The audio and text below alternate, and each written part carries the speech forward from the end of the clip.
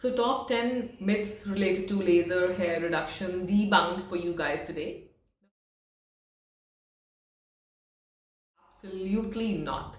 So laser works on a specific phase of hair cycle, which is the growth phase or the anagen phase. At a given point of time, not all hair is in that phase. In single session, around 20 to 30% of your hair is only targeted. Therefore, you require multiple sessions. On an average, 6 to 8 sessions are required for a particular body part.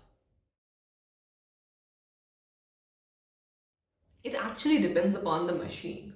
The machine that we have is by Alma Soprano, and it has a cool tip at the end of it. So before delivering the shots of laser, the area gets completely cool and numb, and therefore the procedure becomes completely painless.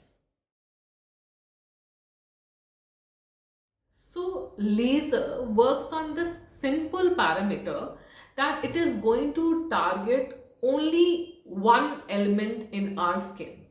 So when it comes to diode laser, which is the laser for hair reduction, it will target only the hair pigment or the hair melanin. Therefore, it is not going to target the surrounding skin. So neither it can cause burn nor it can cause scarring. That is not true.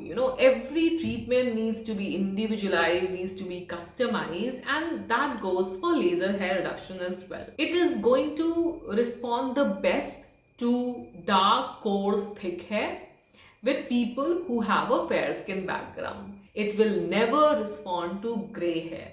And anybody with in between hair, the energy needs to be customized.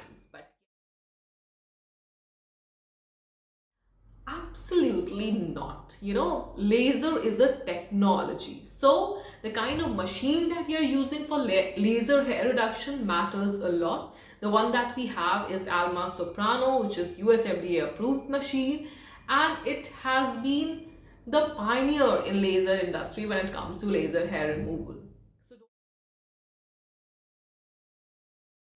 So ingrown hair or pseudofolliculitis, especially which happens post-waxing, is the result of hair growing upwards and then growing back into the skin, causing irritation of the skin, which will lead to these pus-filled pustules and bumps, which are often painful. Laser targets directly the hair, making them finer, so it will never cause ingrown hair. In fact, it is the treatment for folliculitis post-waxing.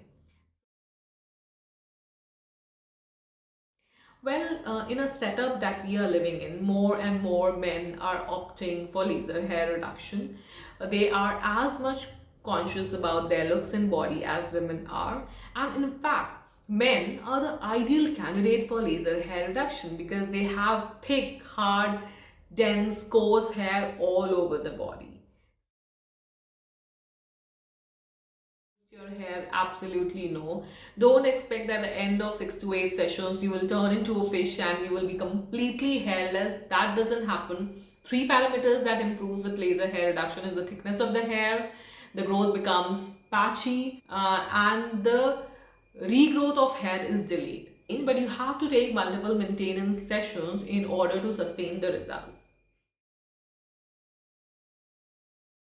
No. X-rays and CT scan exposes you to radiation. Laser, by definition, is light amplified by stimulated emission of radiation. So it's a light-based energy. Therefore, it is not going to expose you to any radiation.